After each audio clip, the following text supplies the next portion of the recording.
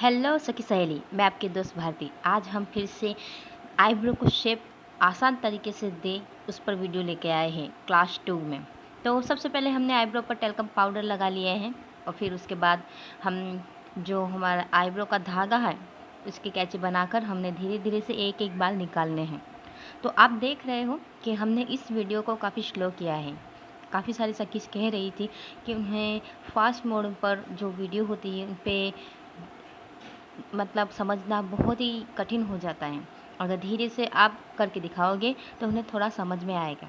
तो हमने बस इसी तरह टॉपिक पर धीरे से मतलब कि वीडियो को स्लो करके रखा हुआ है। आप देख रहे हैं कि हम धीरे धीरे से आईब्रो कर रहे हैं एक एक बार। हम आईब्रो का जो शेप है आर्क शेप दे रहे हैं।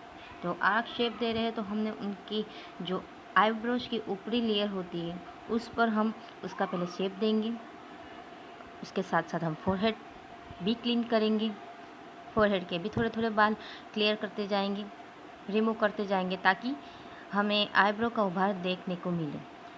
जो भी सखियाँ क्लास नहीं जा सकती या वो बहुत ज़्यादा पेमेंट फ़ीस जो पार्लर्स के कोर्स के लिए होती है वो पेमेंट नहीं कर पाती, वो हमारे इस चैनल पर ब्यूटी पार्लर का जो कोर्स हमने चालू किया है जिसका क्लास 2 आज है, तो इसमें जॉइंट होकर वो आराम से फ्री में ऑनलाइन क्लास सीख सकती हैं।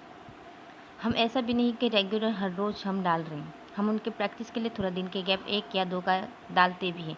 जैसे जैसे हमें फुर्सत मिलती है वैसे वैसे हम एक एक चीज़ के टॉपिक वीडियो बनाकर उनको हेल्प प्रूफ करते हैं और वो नॉलेज भी आराम से ले सकती हैं। आप देख रहे हैं कि हमने नीचे वाला आईब्रो भी बनाना स्टार्ट कर दिया है। हमने अपने मॉडल को पकड़वा लिया है। उन्होंने कह दिया है कि आप अच्छे से टाइट से आईब्रो पकड़ें और फिर हमने बीच से गाइडलाइन बनाते हुए आईब्रो को शेप देना स्टार्ट कर दिया है।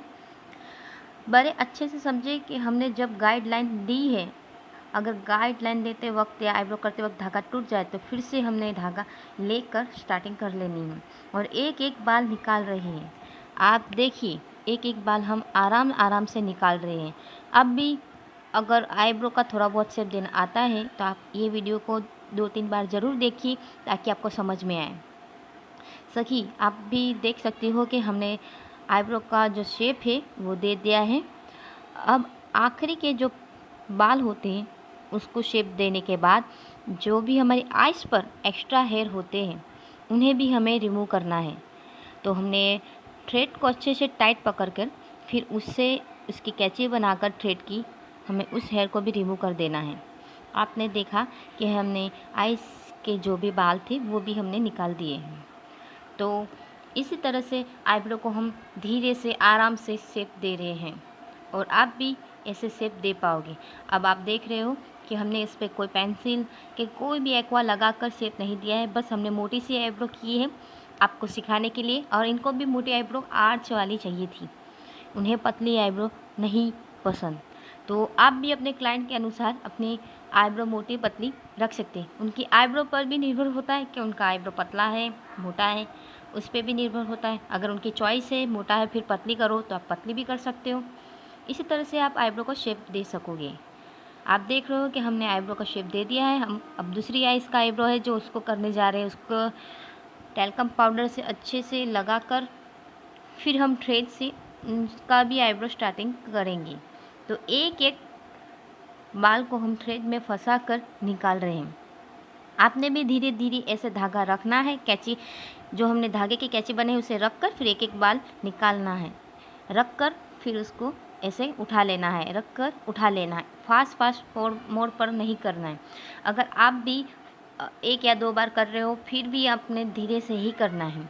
फास्ट जैसे कि लगातार हम धागा चलाते रहते वैसे ना करें। फिर आईब्रो के शेप देने में हमें समझ में नहीं आता कि एक्स्ट्रा हेयर निकल गए हैं कि क्या हुआ है। बाल रह जाए तो कोई फिक्र नहीं, लेकिन ज़्यादा निकल नहीं जाने चाहिए, वरना क्लाइंट को बुरा लग सकता है कि उन्हें जो चाहिए थी जैसी आईब्रो वो मिली ना। तो आपने हमेशा ध्यान रखना है कि हमने स्टार्टिंग में धीरे धीरे से, भले कितना भी टाइम लग जाए, लेकिन हमें धीरे धीरे से ही आईब्रो करनी है। तो घर के कोई भी सदस्य हो, जो हमारे घर की महिलाएं होती हैं, तो सखीस आप उन पे ये आईब्रो पहले फोरहेड क्लीन करना सीखिए। फिर अगर आपको लगे कि आपने फोरहेड क्लीन करना आ गया है, तो आप ऐसे ऐसे धीरे धीरे से एक एक बाल जो बढ़ गए हो उनके, वो निकाल कर प्रैक्टिस कर सकते हो। प्रैक्टिस करना बहुत ज़रूरी है सखी। अगर हम प्रैक्टिस नहीं करेंगे तो कैसे हम आईब्रो को शेप देना सीखेंगे। हम क्लास में भी जाते हैं तो हमारे स्टूडेंट जो क्लास में आती है वो भी भले क्लास में कर लेती है, फिर भी वो घर पे जाकर भी कहीं ना कहीं किसी को आईब्रो करके प्रैक्टिस कर लेती है। तो आप भी, मुझे पक्का यकीन है कि आप इसी मेथड से अगर प्रैक्टिस करोगे तो आपको जल्दी समझ में भी आ जाएगा और आईब्रो भी सीख जाओगे। तो आज हम सिर्फ आईब्रो को शेप देना सीख रहे हैं। नेक्स्ट टाइम हम खुद कैसे आईब्रो कर रहे हैं, हम धागा कैसे पकड़ रहे हैं, वो सब धीरे से हम समझाएंगे। अभी फ़िलहाल हम आईब्रो को शेप देना सिखा रहे हैं। तो आप भी फोरहेड ऐसे क्लीन कर लीजिए ताकि क्लाइंट के जो ज़्यादा एक्स्ट्रा हेयर होते हैं वो अच्छे से निकल जाए। आप देख रहे हैं कि हम नोज़ पे जो एक्स्ट्रा हेयर होते हैं वो भी निकाल रहे हैं। आपने भी इसी तरह से उनके फोरहेड का, नोज़ पर या फिर बिंदी लगाने वाले जो बीच में आईब्रो हेयर होते हैं वो निकाल देने हैं। और क्लाइंट को हमेशा बराबर पकड़वाइए। कई बार क्या होता है कि क्लाइंट अच्छे से पकड़ता नहीं है, तो आपने पकड़ना उनको बताना होगा। तो हमने फिर से बीच में से गाइडलाइन बनाई है। ये हमारे प्रोफेशनल ट्रिक है। हमने शुरुआत में बीच से ही कैंची बनाकर उसकी गाइडलाइन बनानी है। आप देख रहे हो कि हम कितने धीरे से कर रहे हैं। ये हमने हेयर को निकाला और गाइडलाइन बना ली। बस उसी गाइडलाइन को फॉलो करते हुए हम आईब्रो को शेप देंगे। सखी, आप अगर इसे देखोगे, इसी आईब्रो के शेप को कैसे देना है और किस तरह से दे रहे हैं, अगर आपको ये ट्रिक समझ में आ गई तो पक्के तौर पर आपको आईब्रो को शेप देना आ ही जाएगा। आप घर बैठे ही अच्छे से आईब्रो करना सीख जाओगे। तो हमने देखिए जो आइस पे जो ज़्यादा एक्स्ट्रा हेयर थे वो निकाल रहे हैं। आपने भी ऐसा ही करना है। अच्छे से हमने आइस के बाल रिमूव कर लिए हैं और फिर हम कस्टमर के जो बीच का पॉइंट है, आप देख रहे हैं कि आर्क शेप है, तो बीच में पॉइंट पकड़वा कर फिर वहाँ से हमें उसे शेप देना है। और उसका आर्क शेप देने में इस तरह से प्रेस करना है। देखिए हमने उसको जो भी शेप देना था वो हमने दे दिया है। अब उनका फाइनल ये रिज़ल्ट है। तो सखीस, आपको मेरी वीडियो कैसी लगी प्लीज़ मुझे कमेंट में ज़रूर कहिएगा कि आपको मेरी वीडियो कैसे लगी। और इसका थोड़ा सा बाकी है, जैसे कि आईब्रो के जो खड़े बाल होते हैं आगे से, उसे हमने कैंची से काटना है।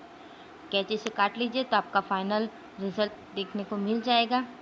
आप भी इसी तरह से कीजिएगा और मुझे पक्के तौर पर पता है कि आपको कुछ ना कुछ मेरे वीडियो से हेल्प मिलेगी। तो प्लीज़ जो नई सखियाँ हैं, जो मुझे या फिर मेरी वीडियो को पहली बार देख रहे हैं, उसे प्लीज़ कहना चाहूँगी आपको इसी तरह के हेल्प प्रूफ वीडियो मिलते रहेंगे। तो मेरे चैनल को आप सब्सक्राइब कीजिए और शेयर कीजिए उन महिलाओं, उन सखियों को जिन्हें सीखने की ज़रूरत है।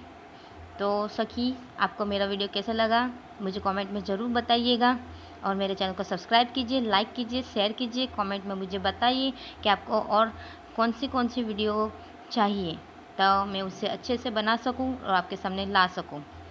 तो सखी, आप देख रहे हैं हमने फोरहेड भी क्लीन किया है। आपने भी ऐसे ही करना है ताकि आप अपने कस्टमर के जो भी ज़्यादा हेयर है, अनचाहे बाल, उसे अच्छे से निकाल सके। आप देख रहे हो कि हमने फोरहेड भी अच्छे से क्लीन किया है और करना भी ज़रूरी है। आपने देखा कि हमने उनके फोरहेड के जो भी बाल थे वो निकाल लिए और फिर बाद में हम बीच में से भी उनके जो बाल थे बिंदी लगाने वाली जगह पे, वहाँ से भी हम उन हेयर को निकाल रहे हैं। तो मेरी वीडियो देखने के लिए सखीज़ आपका खूब खूब धन्यवाद और मेरे चैनल को सब्सक्राइब करने के लिए भी आपका खूब धन्यवाद। कई अच्छी सखियाँ हैं जो मुझे अच्छे कमेंट्स भी कर रही है। मैं उनका धन्यवाद करना चाहती हूँ कि आपके वजह से मुझे एक मोटिवेट मिल रहा है कि मैं भी किसी को ऐसे छोटे छोटे आइडियाज़ बताकर उनको भी हेल्पफुल हो सकती हूँ। हम पैसा तो बहुत कमा सकते हैं सखीस, लेकिन हम किसी को अगर मदद कर सके तो बहुत बड़ी बात है। तो आप सबका दिल से धन्यवाद है सखीस, शुक्रिया, धन्यवाद आप सभी का।